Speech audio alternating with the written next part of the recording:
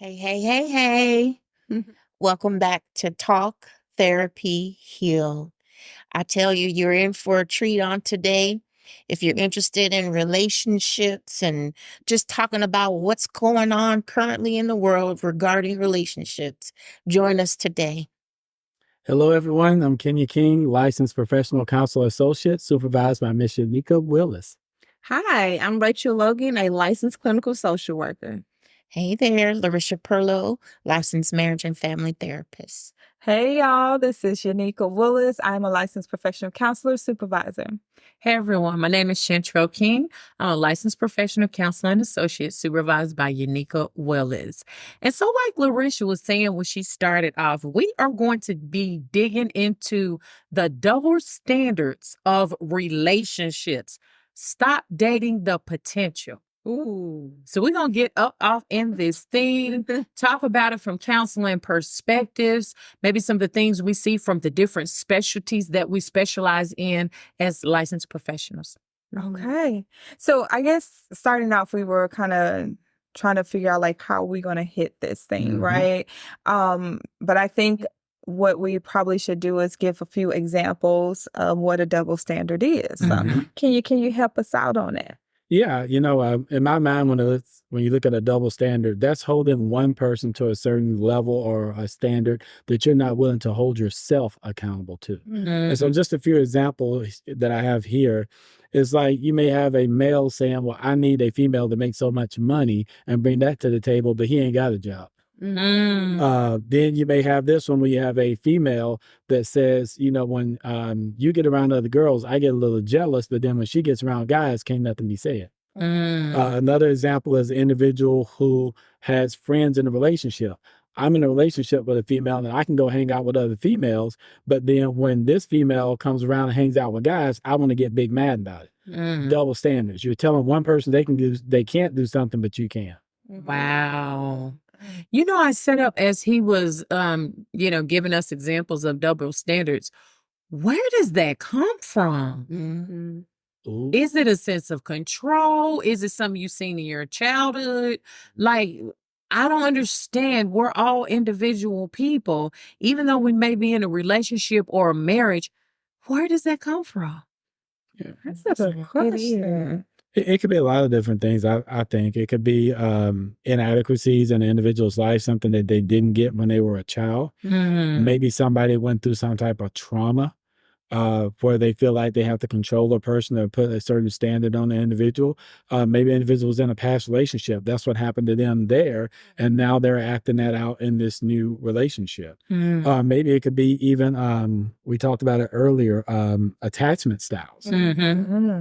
Just never know. It could go a lot of different places. Absolutely. And now that I had a little bit of time to think about it, society. Yeah. That's a good one. Societal things and cultural beliefs. Yes. Right. Yes. So cultures, we see a lot of different people in a lot of different cultures in our field. And so understanding that everybody is not born in America. And so everybody don't think like Americans think. They come from different cultures that set them above or say that they are here and the woman is down here. So there's no equalness or equal parts to it. So I think that is something that causes people to uphold double standards. I think too how you're raised. So like how I just think about moms and their boys. Like they might train their boys to do certain things and their daughters to do certain things, right? Like you can go, you don't gotta clean the dishes, she does. Right. You don't have to work as hard, but the girl has to do all the housework. You can just,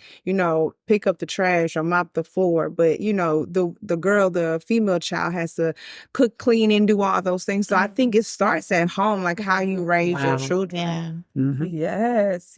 And so I think that falls under into that cultural type of beliefs, societal, what we were raised with, what we were trained, if you will, to believe. So breaking those barriers, how do we break those barriers? I feel like one is educating ourselves on the impact and the origin of double standards, really taking some time to sit back with that. Like, I'm proposing this or putting this off on somebody, how would I feel if that was done to me? Right. You know, how would I feel if somebody told me that I should do something that they're not willing to do themselves? Right. How do I take that in? And really processing that and determining whether or not they should ease off that double standard or lay it down, bury it, Right. do Right. away with it, kind of thing. Absolutely.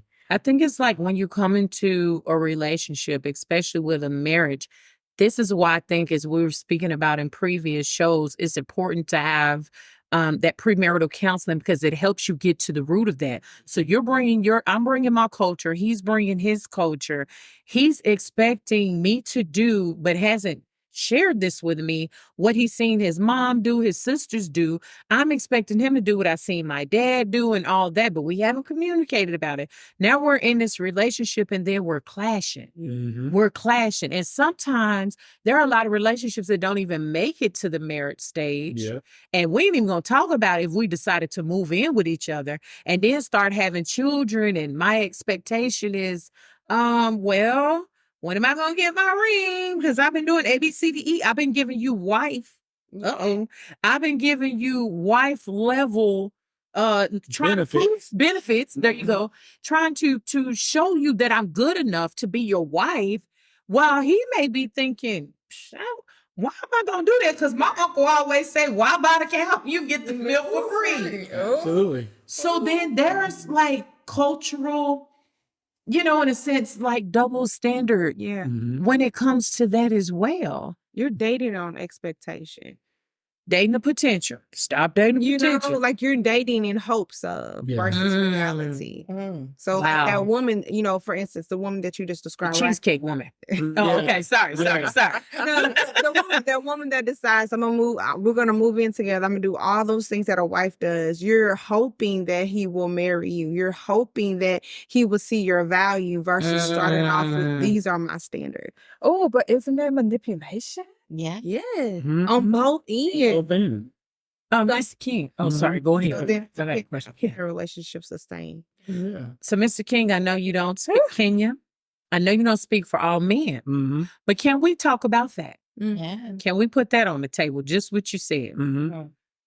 Do you think for a man that has done the work, he's went to counseling, he knows who he is, he even maybe going to counseling, learn himself so he could become a better husband for someone in the future, may not even be dating. But then you got young lady over here that we've been talking about. I won't call her names. People like, she talking about me. No, I don't even want to make up a name. But anyway, you got young lady that we're talking about who's in the hopes of being wifey one day. So I'm in here and I'm cooking and running in the bath water and doing all the things trying to prove to you. Does a healthy functioning man that has been doing the work on himself, would he even appreciate her as somebody he want to marry if he getting all the cow for free? I mean, not trying to call her a cow, but I'm saying. I think he should appreciate her for who she is and what she does. But at the same time, being that he's a man, he should be ahead. Why is he not leading, saying, what are you expecting of me? And where you're expecting this relationship to go? Really, it's on both of those individuals. Right. But the way I was raised is if I'm going to be spending this time and doing all this, I need to get my stuff in order because I'm the one that's supposed to be taking care of you. So if my goal is to be the head and lead, then I need to lead off of where are we going with this? What is it that you like about me, don't like? We do it vice versa, and then you try to move down the road. I think what we have done is we become a society where people have become hypocrites in a sense. Okay. And so they'll say one thing, but they'll do something else. And that's where these double standards come from. See, a man can go out there and sleep with 50 women and he's a player. A woman go out there and sleep with 50 men and she's a garden too. What's the difference? Neither one of y'all should be sleeping with that many people if you ain't that or something. But that's where the double standards come in at. And so what this has become, in my opinion, is a tit for tat society. You've had a time out there where men were doing certain things and then women said, wait a minute, hold up, time out, pump the brakes. And then they start doing the exact same thing that the men were doing. And now we're both just sitting here bumping heads. So that's why you can look on Facebook, TikTok, and Instagram and see all these men talking about, well, you know what, if women weren't like this, blah, blah, blah. And then the women coming back saying the exact same thing. Well, if you know what the standards are, communicate that and move on down the road instead of going back and forth and bickering with one another. Wow.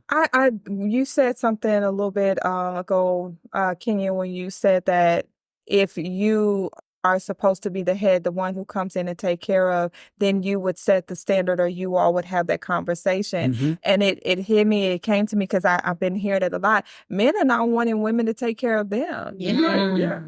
So it's not that they're seeking to be the head or the lead, the caretaker to provide for a family. They're looking for a provider. Absolutely. Some of them are not. And or some of them are. And I think the reason why some of them are doing that is because you've had a generation of men who has said, I'm looking for a woman. I'm trying to do everything I potentially can to have a wife. I'm doing all the right stuff.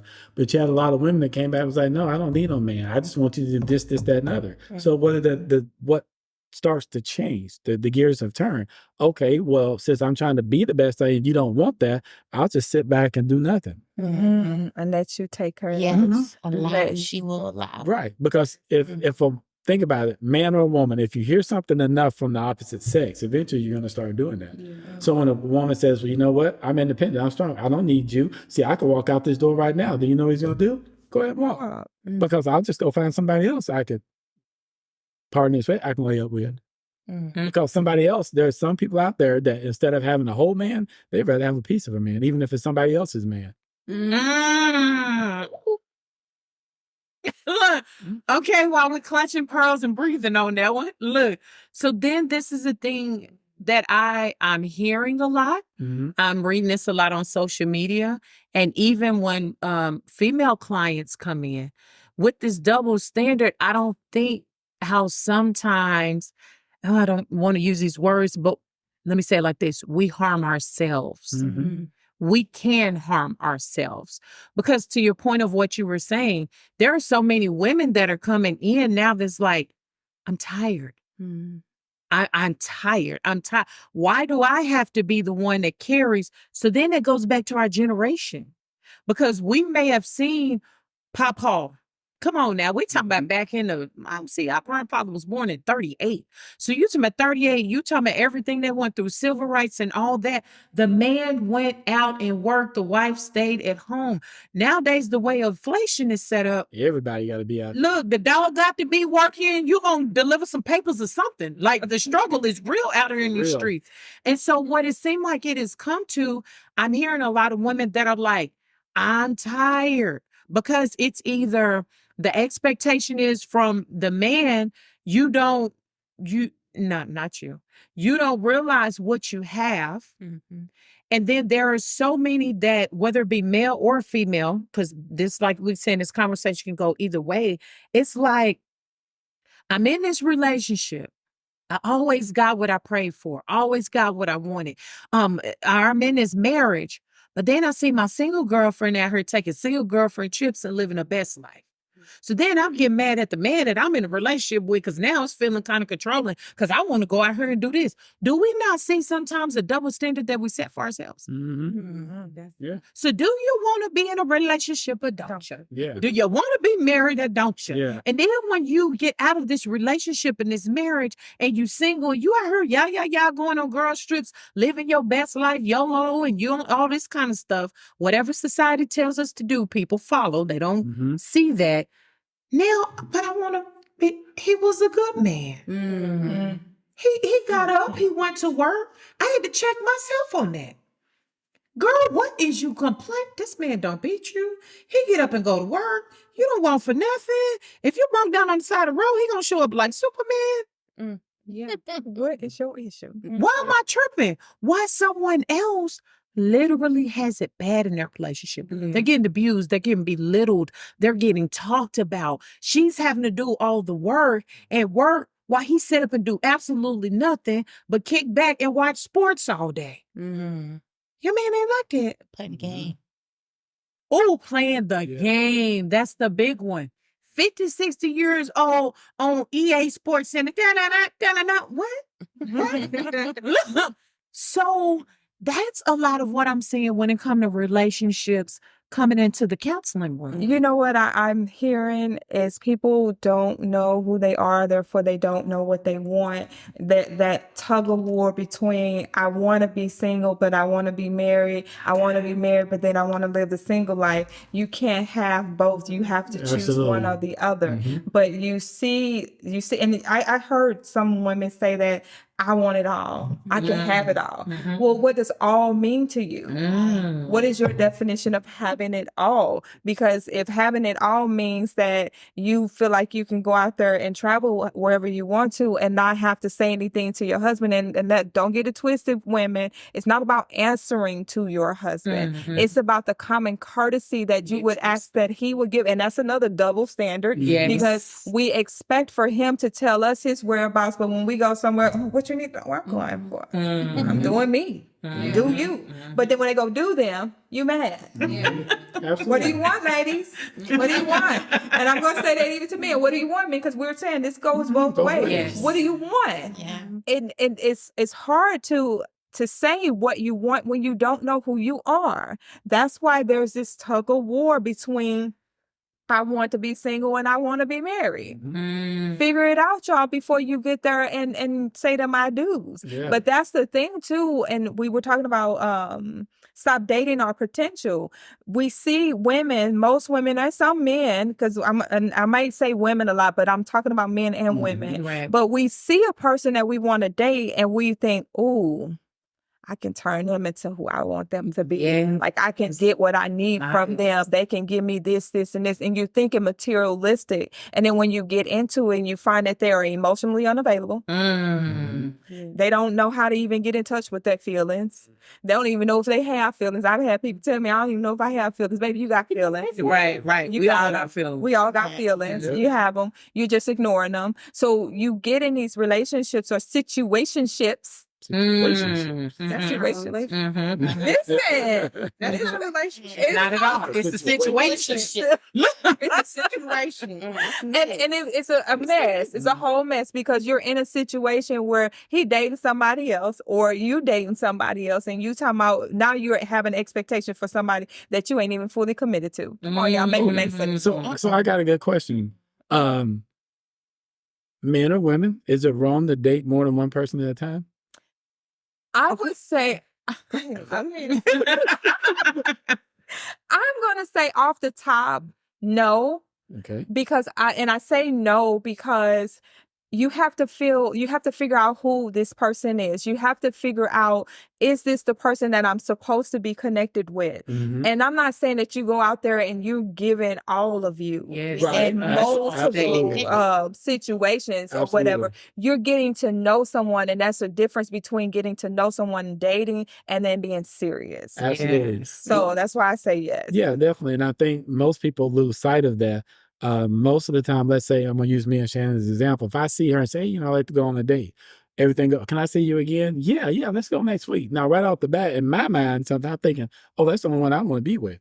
Because she said yes to the second date. But in her mind, well, he's fun to be with. He's a nice guy. He treats me well, but I'm not sure. So I'm going to go out with this guy on Wednesday. I'm going to see him. Nothing wrong with that because you're trying to figure out which way you want to go. Yes. Well, I think people get a twist to that is that you've been with this person 8, 9, 10 months and you're dating, you're saying you're serious. Now you want to go out there and date 4 or 5 other people.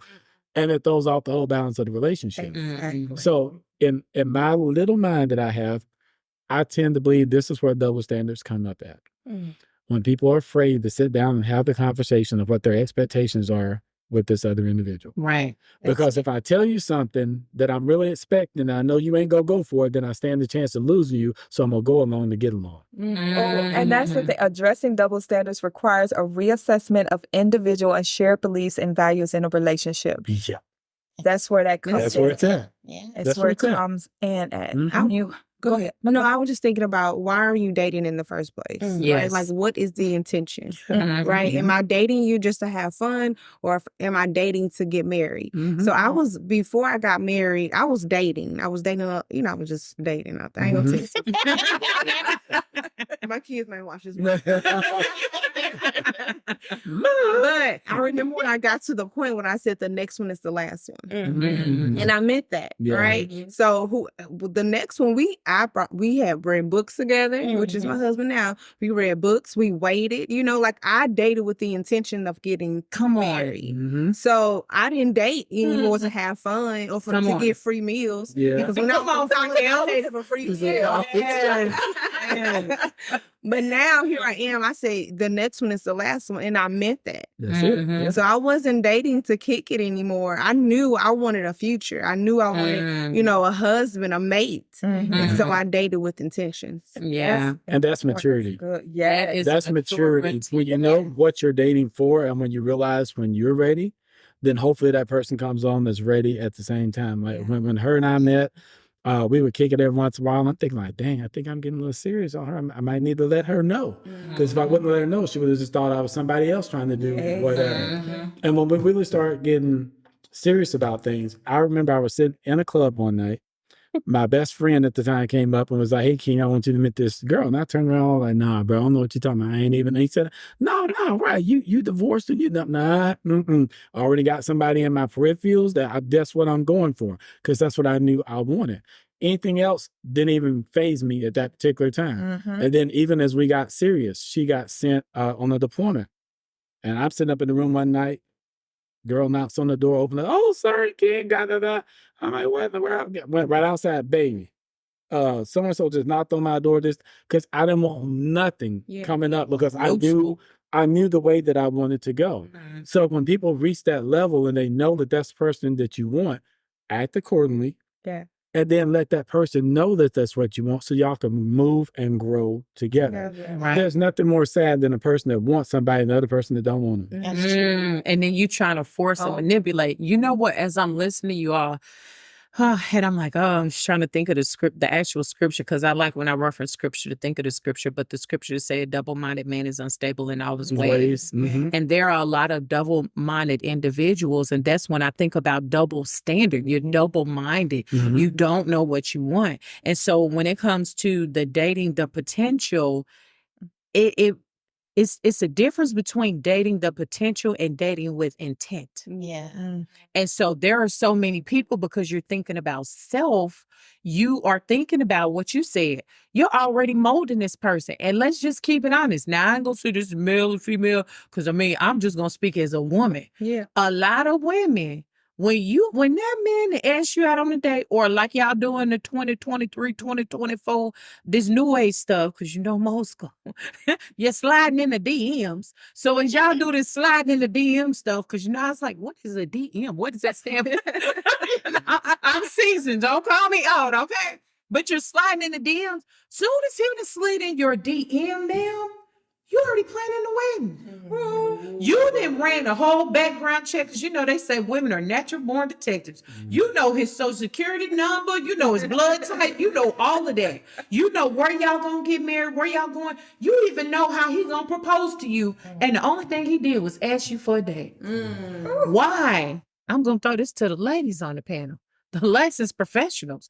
Maybe you done seen it with working with clients. Why are women in this age like that? Why? Look, I know I'm throwing some deep. I don't get it. What could be some reasons? I would say for some, and this is something that I've seen, is they're creating a fantasy or trying to live out a fantasy that they've created in their mind based on either something that they did not have growing up that they wish they did have. And so they're trying to create a level of love that they wanted or needed. And so if he shows interest in me because maybe my daddy didn't. Yeah. Abandonment. Yeah. So maybe my daddy wasn't there and he didn't show any type of affection towards me. He didn't tell me what love was. He didn't show me what love is. When someone shows attention, because that's what I'm seeking, right? I'm seeking attention because see me, daddy, see me, right? So basically you saying this man as, in a sense, your dad. Oh, that's so the moment, the moment he steps up and shows attention, you go straight into this is it. This is it. This is exactly what it's supposed to look like. You give it your all. And that's why they go in as wifey and not holding on to that girlfriend slot or that girlfriend mentality. They take on wife mentality because let's face it, most women, most young girls have been taught how to be moms and wives because that's what they've seen. Wow. Right. What about boys? Oh, sorry. No, that's good. That's a good point because I think it can go both ways, men and women. What did you see when you were growing up? What the double standards presented to you as a child? Child sitting in the corner watching mom and dad, mom and lip slates to dad and everything. That's what the child starts to do. Young man sits over and sees this daddy tell him, well, baby, I'm going out. You're going to stay here and keep the kids. Just that up. But baby, you said I can go to church now. No, I'm the head. I'm doing this, that, and other. And then guess what he does when he grows up? So what are the kids being presented? Wow. So the double standards often start at home. Yeah. It can start at home, but in life in general. Right. Take it from the kids to just watch their parents. Now only thing you got to do is step into the school. Watch the difference between male teachers and female teachers and what they get away with. Look at the difference in pay in different places. Absolutely. So the double standard is shown to us all throughout our lifespan, in a sense, from child up to adolescence. And then when we get ready to go into adulthood, it's already planned. It just depends on what are we going to pick out of our mind to go with. Or what we're triggered by. Yeah. What are we triggered by? I think it comes from desperation too. You know, That's good. You're desperate for, is kind of what you said, but you're desperate for love. And so you settle. You know, which is why You just took me all the way back to them Tupac days. Why? That's why we date potential. That's why you did. Because we're settling. We're settling. I know. I'm just like, ooh, we get to talking. Y'all, we speak off camera like this too. Y'all just coming to the table with us. Yes. Y'all getting a sneak peek of how we talk on a regular. Right. But you know what? I asked you all that question, and as soon as Nikki started talking, the answer came to me. Females generally operate off of time clock. Especially if I don't have any children and I want to have children with a husband, because that's what I was taught. You know what I'm saying? That you got to get married. You got to do this. You got to do this checklist, A, B, C, D, E. You got to be married. You got to have a child. And so here I am, 45 years old, and I haven't had no baby. And they tell me my biological clock. So whoever come next, you about to. Desperation. Oh. I don't think I'm saying nothing else the rest of this show. Lord have mercy. Wow. Oh my God. Desperation leads to dating the potential, but also double standard. So I guess the question will be this, and I know this is early in the show. How could one, when they recognize double standards, they was raised in it, maybe they were the woman or the man, you had to go outside, cut the grass, how can they change the narrative so that way it doesn't continue on when they get married, when they have children? Lead by example. There you go. Shine the light. Yes. Yes. Thank you. That's it. Demonstrating behavior that challenges and opposes those double standards, not taking them as a factual thing that is set in stone and cannot be changed. Turn. You know what? It's what you said. Turn towards one another and say, "Hey, I'm seeing this." Yeah. Oh, I say that's one of my strategies I have now. Initiate conversations about equality and fairness in relationships. Have a conversation. We Babe, gotta I'm talk. seeing this. And if they really want to go deep with it, they have to understand this. Double standards create double binds. Say that one more time. Bro. Double standards create double binds. So if I have a double standard with her, the very next thing that end up coming out of my mouth was, you know, well, you say you love me, right? Yeah. Well, I love you, but then I put my hands on you. I will look for a way to say that I love you, but do the opposite of that to still want you. Because that double standard is going to create that double bind.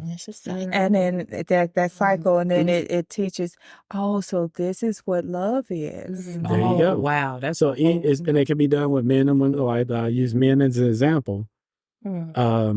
she wants him to be more assertive. That's the standard she wants. But then the double bind comes, she said, well, tell me how you feel. Quit sitting there looking like a sissy. Why are you crying? Talking down to him. And then he's probably accustomed to that because that's how he was talked to. No knock. When I say to single moms, like I said, I was one, but that's probably how he was talked to. And then even when I think about the root and the depth of that, well, why would I be talking to my child, my male child or whomever like this? Because of the frustration that I met in my own life. So I didn't pass it off to you. And then you end up going to get someone and get in a relationship with someone that treats you exactly like I did as your mother. Yeah. Oh, there she goes. There it is. Oh my God. Okay, so I got a question. So when women, we're talking about crying, seeing men crying, and she calling him a sissy and all of the things, right? Little punk and all whatever you want to say.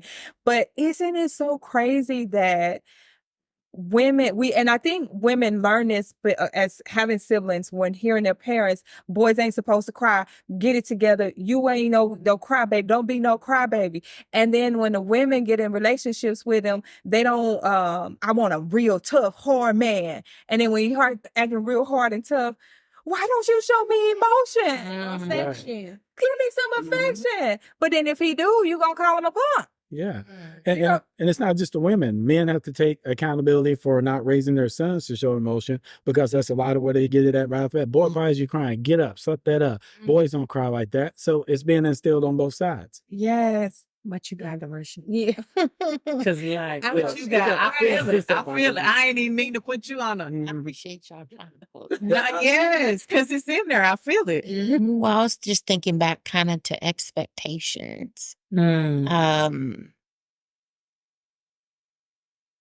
feel like they go back to what we believe, what we've seen, but not only that, what our wants and what our needs are. And so we set our expectations based off of our wants and our needs. That's true. But if I need affection and I'm connected to someone that's emotionally unavailable, you know what I mean? Is that a double standard? Is that a double bind? Does that create, you know what I mean, the double bind? I think it goes back to identity. We got to know who we are and what we need, you know what I mean, in order to, move forward and sustain a healthy relationship.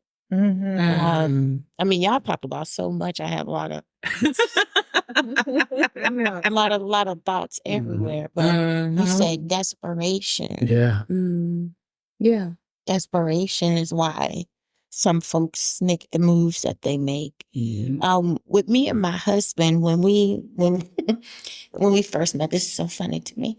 I had just gotten out of a very abusive relationship. And so I was healing. All right. I walk in the church. He sees me. He says, "That's my wife." I didn't know he was praying. I didn't know he was preparing. I didn't even know the Lord was preparing me, you know what I mean, for marriage, because I thought, in my unhealed place that I was, not worthy of, love. Right. You know what I mean? That's good. And so when he said that, he saw that, prayed about it, and waited. Now, of course, I'm oblivious. I didn't have a clue, to what was happening, what was going on. But I shared that experience because 2 months after the first date, we got engaged. And then it was a span of about 8 months later, we got married. And so we've been married 19 years. And so even in that process, I wasn't fully healed. I think a lot of people are that way. That I awareness. had Wow. potential. I Mhm. had that potential. Mm. You know what I'm saying? In And my, he saw the potential. I guess. I mean, I thank the Lord. So listen, so what you But- said, but it's yeah. okay to date potential. Yeah, Yeah. yeah, Mhm. yeah. I think that is very true. It's okay to date potential, but then you have to see the fruit that it's bearing. Mhm. Like, what fruit is it dropping? Is it showing signs of success? Is it showing signs of life? Or is it showing signs of something that's dead, that is not going to be able to grow? Yeah. And I think that's good because women have that insight, I think, a little bit more than men have. I could be wrong on that. And I'll use myself as an example. I was an E5 for a long time. And a part of it, that's all I wanted. What's the E5? Sergeant. Oh, so like a baseline That's what those who- supervisor. Yes. Yeah. Sorry. So baseline. We all said sergeant. Yeah. Baseline supervisor. And then, we had gotten married and she was like, baby, when are you going to make the next level? I said, I don't really want it. I'm like, because I don't want all that responsibility, this, that, and I don't see how these people are getting treated. And she said, but you're so much better than that. You're destined for much more.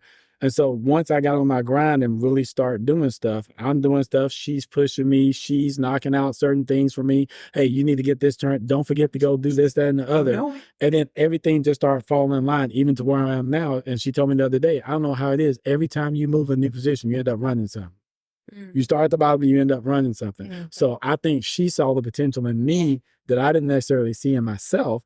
And so that could work in that manner. But I still had to line up with certain expectations and things as well. That's true. Right. I would say this though. So when we're talking about stop dating the potential, I heard what y'all saying and I heard what we're saying, and it's actually two different things. Yeah, And so That's where you was about to go. Yeah. Okay, go ahead. Finish what you was Yeah. gonna say. And so, in dating, you know what I mean, my husband, I saw his heart. Now, I'm not Yes. God, Yeah. you know what I mean, but I believe the Lord revealed his heart to me, and you shared the fruit. Mhm. You know what I mean? And he was loving. He wasn't critical. He wasn't, you know what I mean? He was keeping himself. Mhm. Yeah, ingredients. Yes. Yes. He kept himself, That's which good. encouraged me to keep myself. I Mhm. got something wrong with him initially. I'm just saying. You got But the he whole kept, thing. but he, Yes. yeah, I'm just saying. Yeah. Yeah, he kept himself, encouraged me to keep myself, wedding night, you know, amen. Amen. But yeah, and so the Lord showed me his heart, and I saw what the Lord was going to do in him. Mhm. Now, of course, not in its entirety or its fullness. Yeah. Right. But I was like, all right, Holy Spirit, I got it. Mhm. It was enough for you to feel Yeah. comfortable enough Yeah. to connect with it, knowing that your Yes. connection to it wasn't going to bring you down. Yeah. That's Yes. good. Because I was quick to say, Now, if you let him tell you our first date, I stood him up. So I'm like, I'm not finna go to this place at this particular time. We had a church event. We was cooking, and he was like, "Hey, let's go to Denny's." I was like, "Okay." It's like 2:00 in the morning, and I was a single parent at the time. And I was like, "Okay, yeah, sure, I'll meet you there." I want to go home and get my baby and go to rest. But yeah, That potential is a strong thing because even though I saw a lot of stuff in her, I was listening. And she'll tell you now, she told me all kinds of stuff. And I'm just sitting there like, so-called liberty. She telling you. And I was like, won't you let me come pick you up, take you on a date? Oh, where? Where are you taking me to McDonald's? I was like, McDonald's? Why are you telling my business? I'm like, McDonald's? Yeah. She was like, that's the only I place. was not the cheesecake lady. Yeah. It's like, that's like the only place guys would ever take me or whatever. And in my mind, I'm player now. I ain't no regular guy. So, I picked her up and I took her to a really nice restaurant, and I did kind of bamboozle her because she couldn't speak the language, so I had to order for her and all that stuff. But I wanted her to see that my intentions was not just about treating you in a normal fashion. If I have good intentions and trying to date, see if we're going to get engaged, move towards marriage, I got to show you the best sides that she can look at me and tell me which way we're going. And that's what I did. Now, it was some knots and turns up between there. It ain't always been roses for us and everything. We've had a lot of bumps in the road. But the thing is, we still wanted the exact same thing. We still want to be involved in relationships, involved in marriage, raising our kids, having a future together, traveling, growing old, the whole 9 yards. So I got that book. I ain't speaking this over me or anybody else, but if we got to be 80 years old and we're on that Carnival cruise ship, we doing it together. It's going to be virtual, but okay. I'm listening. Right. But this is the thing what I was thinking about when it came to potential, and you all wrapped it up. So in our title, we're saying stop dating potential. When I think about this in this context is because people, you're trying to place this, as a female, I'm trying to place this guy what I want you to be. I'm trying to mold you what I want you to be. But what I'm hearing the two of you say, it's a heart condition. Yes. Yeah. So if you are examining the heart, you have a good heart. The person that you are in, you're not trying to mold them. You see the potential in them, which is the opposite of this. And you like, because the thing was, this was before we got married. And I was like, no, because you're a leader. You're a leader. I seen that. He was comfortable. You know what I'm saying? What you were saying about your husband. So when it comes to relationships, oftentimes what I see when people come into the counseling room, when they come into the virtual counseling room, because 100% virtual, it's always with the intent of molding them into who you want them to be.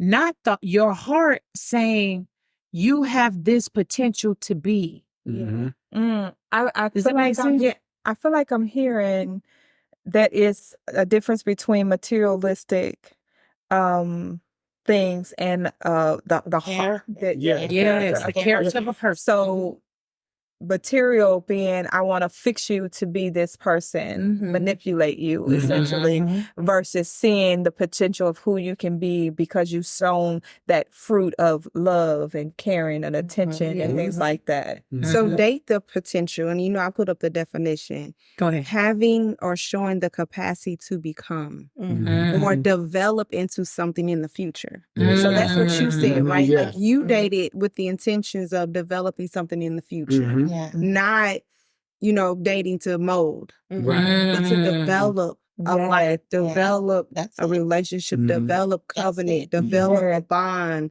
develop forever, right? Because you marry for eternity. Right. So you're marrying or you're dating with the potential or the hope to develop something in the future. And that's where a lot of people mess up at in the dating part, especially in the molding phase that we're kind of talking about. A woman will do certain things for a man when they're dating, but then when they get married, they forget about all that. And then the man gets mad and say, why don't you do this? Well, it was just to hook you. And then it's the same thing. Well, I used to open doors for you, walking the right side of the street, open up the car door, make sure the car was warm when you got in. Why do I got to do that for now? Because we're married. See what I'm saying? You know what I love about you all's relationships, and even with yours as well, Rachel, that you dated with an intention to have what you have. Like you didn't go into it. And I know starting off in some relationships, like my husband and I, we met very, very early on. I was 11 when I met him. We were friends. He was 13. So we grew up together. Very, very young. So growing up together, being friends, but then getting into that dating and both of us not knowing nothing about what a successful marriage or relationship, if you will, looks like. So we went through a lot of bumps, and boy, I was like, I don't know if he gonna make it, and he ain't gonna make it because by the hands of Nikki. But here we are today. I feel like we went through a part where we learned, like we really truly growing and evolving together, right? And coming to an understanding of who we are, changing, but learning that change is not a negative thing to the other person. Yes. Growing together, coming to where we are and being successful now in our marriage. But in the beginning, we didn't know how to do none of these things that y'all are talking about. Like none of this really made sense because we didn't understand what a double standard was. We were both kids, right? Both kids and coming up, and then we had kids, getting married and starting our life together. We had to figure it all out as we went. And so I can appreciate people for having the opportunity to, one, be aware that they're in a place that they need to heal and they need to make a specific change, and being able to do that prior to offering themselves up to someone else in a connection as a marriage. I figured all that out while I was married. That's deep. And that's good That's deep. though, right? Like that is the hope, that even if you are in a marriage or a relationship where you recognize, man, I've been with you with the hope of molding you. There's that opportunity to turn it around, right? And to begin to bud and begin to cultivate and begin to love. There is that hope that, you can reverse all of that. Yeah. Absolutely. And it's one where we had to come to understand who we were. It still comes back to that individual. You got to know who you are, because if you continuously wrap yourself up in who your partner is and what you want them to be or become, you're going to be stuck. It's going to look real traumatic, y'all. It's going to be tumultuous. It's going to be chaotic. It's going to be like being in a storm. And I ain't talking about in the eye of the storm, because being in the eye of the storm sometimes calming. No, I'm talking about you on the outskirts of the storm. You getting all the stuff at you, coming at you. But if you understand that you have to work on you, removing those double standards, having conversations, like we said before, of understanding what that double standard is. You can't think that I'm going to come in here and cook, clean, and do all the things and then be sexy for you at night. But we I'm tired. I'm tired.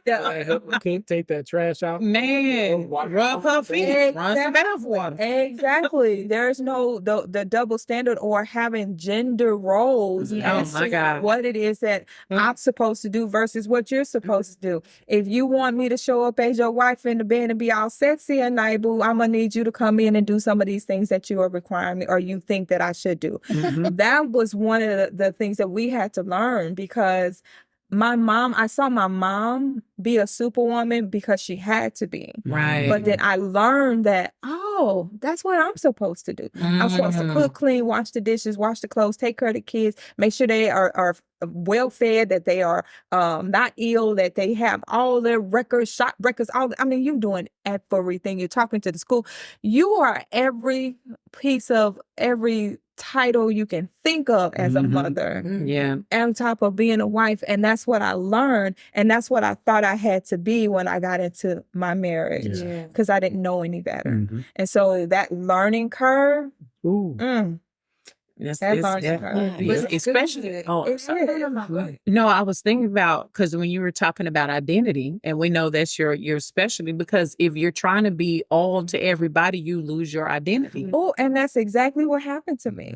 But it doesn't just, not to cut you off, but it happens to a lot of women. I see it in the counseling. I don't know who I am. I'm trying to be everything that my husband wants me to be, and everything that I know to be. I'm trying to learn. I'm trying to be better. You're trying to be better for everyone else, but you don't know who you are. And so when it comes to the double standard, and if I switch gears, switch back on me, what we were talking about earlier with our children. So we're talking about now our children. So you learn, right? And I know as in our marriage, we had to learn. And I asked, how do we break this? Let me tell you something that his mother shared with me in conversation years ago, and being a single mom. As long as I know her, she was, single mom. And she said, I said, you know what, Mama? I said, when I met Kenya, he couldn't tell me when the mama's boy. Because usually when you a son to a mama, you a mama's boy, period. And so she said, no. Because, he from East Texas. So if y'all heard me, I ain't trying to talk about his mama. That's just, we country. She's like, no. She said, let me tell you one thing when it came to Ken. I said, yes, ma'am. She said, I taught him how to do everything. So he knows how to cook. Most men don't know how to cook, Jen Rose. Listen, your husband cooked well.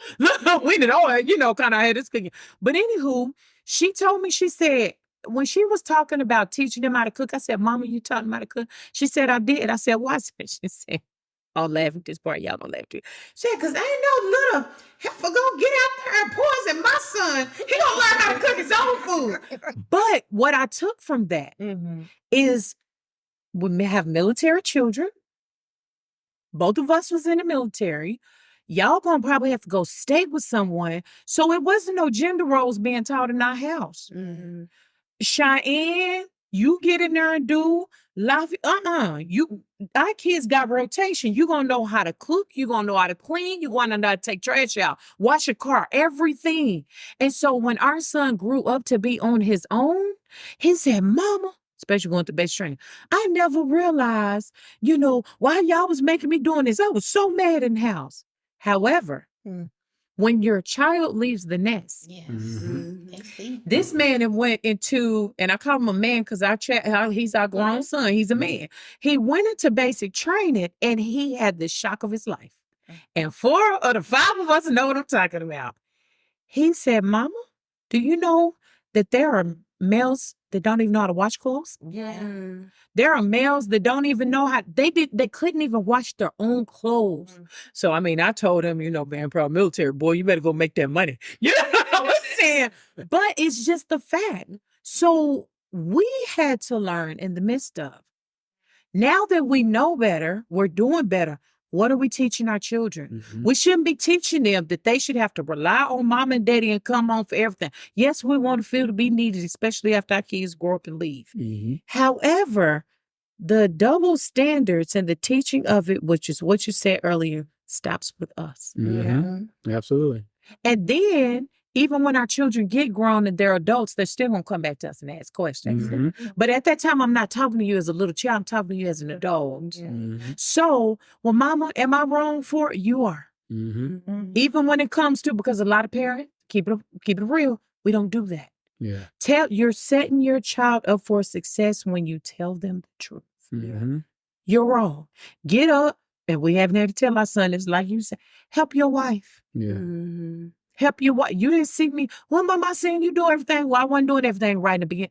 Be honest with your kid. Exactly. I made a mistake. I shouldn't have did that. And that's something that I even in teaching our kids now and talking to them, they always know that I'm a straight up no chaser. Like, you gonna get it from your mama, and they know it. They're like, Ma, boy, you get worse out there in the street. Right. So telling them certain things and apologizing too for the things that they saw that wasn't taught properly.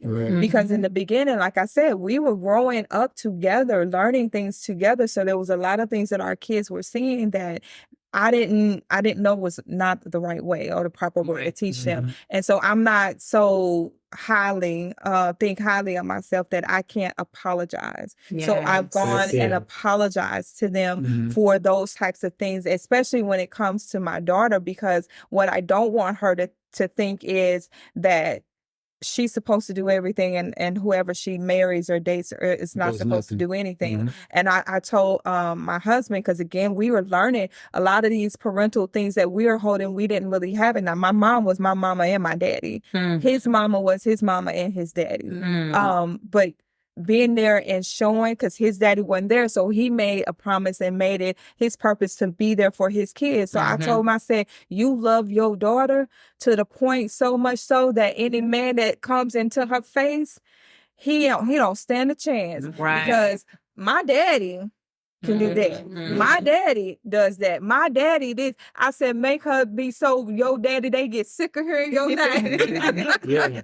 But that's the thing. And even with our boys, like you said, no gender roles. There were no gender roles in our house. We did it all. You're gonna learn it all. You're gonna know how to cook, you're gonna know how to clean, you're gonna wash your clothes, you're gonna know how to balance your checkbook. You're going to know how to do all of those things. If you choose not to when you get older, you can't say it because it wasn't because we didn't teach you. You were taught. You decided not to do it if that's what you so choose. So watching our boys and our son, one is still in the Air Force, the way he handles himself and handles his finances and his affairs, I'm like, okay. And he always tell me, Mama, I was listening. Yeah. I was listening. I heard what y'all said. You know, the work ethic, all of that is there.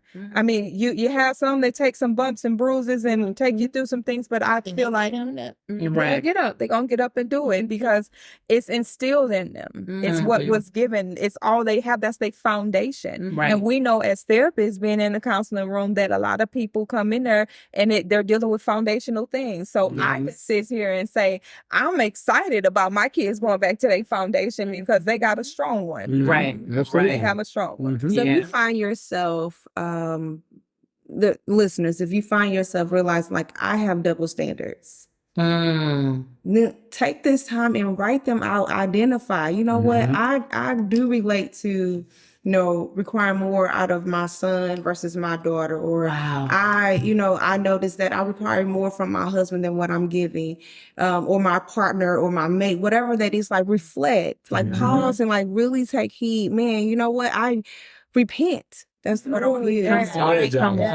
Repent, confess, right? But then do the work to change, right? Like I'm a visual person, so I'm just thinking about like, man, even for myself, I'm gonna sit back and I'm gonna write out like, man, let me evaluate, and I'm gonna go to my spouse and say, hey, babe, do you think we got double standards in our marriage?